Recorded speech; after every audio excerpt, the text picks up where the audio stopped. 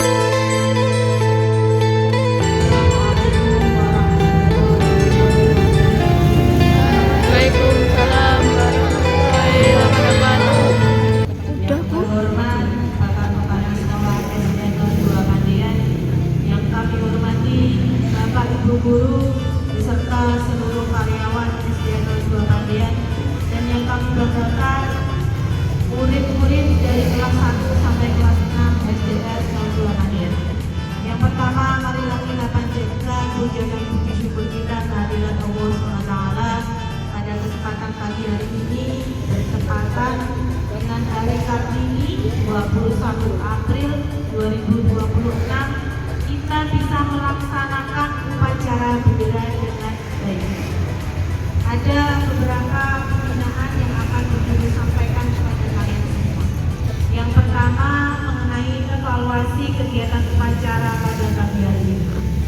Anak-anak yang sudah bertugas sudah sangat baik, berani mengambil langkah untuk menjadi petugas upacara itu sudah diacungi jempol.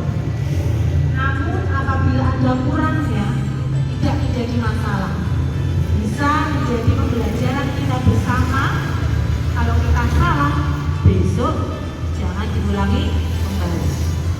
Untuk peserta upacara, mohon dijaga kehikmahan dalam mengikuti upacara bendera.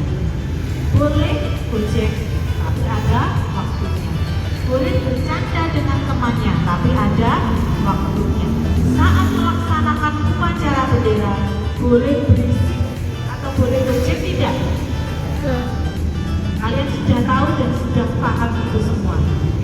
Kehikmahan dalam melaksanakan upacara bendera itu sebagai wujud kita menghormati para pahlawan yang telah mendahului kita.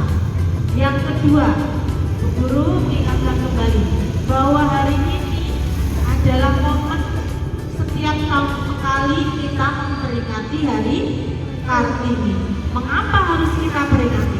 Karena tanggal 21 April itu kelahirannya ibu kita Kartini, atau dikenal dengan R.A. Kartini, Raden Ajeng Kartini. Beliau lahir di Jepara 21 April 1879. Namun semangatnya masih terasa sampai saat ini. Buktinya yang sekolah tidak hanya anak-anak yang laki-laki saja, anak-anak perempuan juga bisa mengikuti sekolah.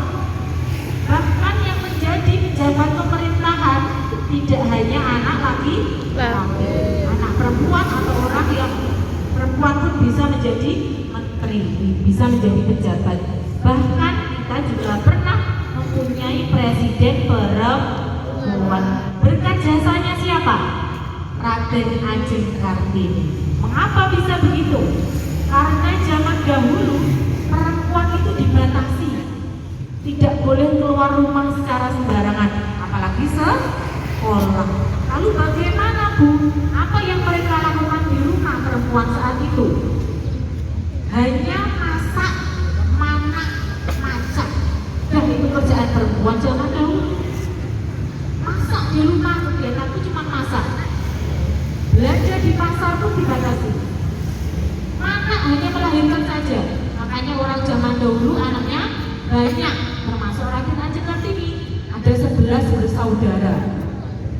Gak sempat sekolah, gak sempat karena ngomong adike banyak sekali. Nah, itu kegiatan orang zaman dahulu. Namun karena Raden Ajeng Kartini anak pejabat, anak seorang bupati Jepara, akhirnya punya kesempatan untuk sekolah. Beliau menggunakan kesempatan itu dengan sebaik-baiknya. Sekolah yo sing tenanan. Orang menggojek kok bisa sekolah. Kenapa? Karena perempuan-perempuan yang lain tidak bisa sekolah, tidak punya kesempatan sekolah. Zaman dahulu hanya anak-anak pejabat saja yang bisa sekolah. Bayangkan jika kalian saat ini tidak bisa sekolah, apa akibatnya? Dan dibohongi, tidak punya ilmu pengetahuan, kasihan sekali. Nah, kalian harus bersyukur, ya. Lalu Raden Ajeng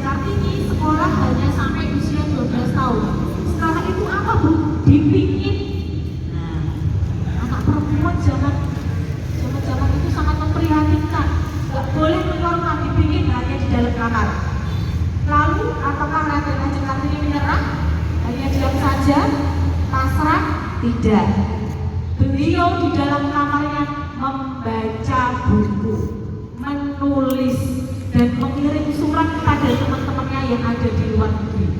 Dulu pas pernah sekolah, teman-temannya kan banyak yang dari luar negeri, dari Belanda, dari Inggris, para penjajah dulu.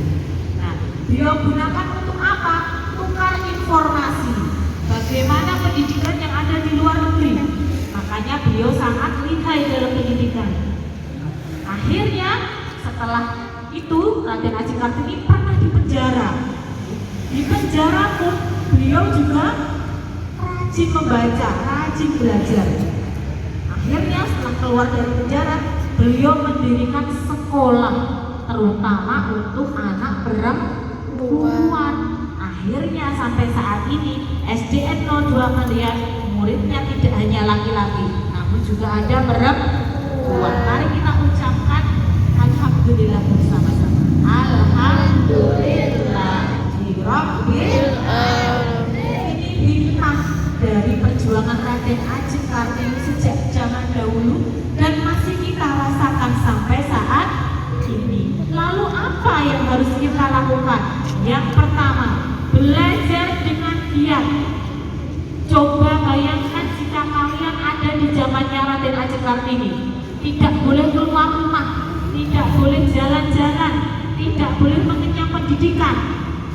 Apa kalian tidak sedih? Pasti sedih. Makanya harus rajin belajar. Yang kedua, hormati bapak, ibu, guru, dan orang tua kalian yang membesarkan kalian, yang menjaga pertumbuhan kalian dua ini. Di sekolah ada bapak ibu guru dan di rumah ada orang tua. Mumpung kalian masih bertemu dengan keduanya. Jika orang tua kalian sudah meninggal, tidak ada kesempatan lagi. Jika bapak guru sudah tiada, tidak ada kesempatan lagi kalian untuk berbakti kepadanya. Maka gunakan kesempatan ini dengan baik. Yang ketiga, jaga semangat dalam belajar. Kenapa begitu? Kadang sakit batuk atau demam, ibu nggak sekolah, aku istirahat di rumah aja, baru pilek. Bu, kemarin aku tidak sekolah karena tidak mengerjakan PR.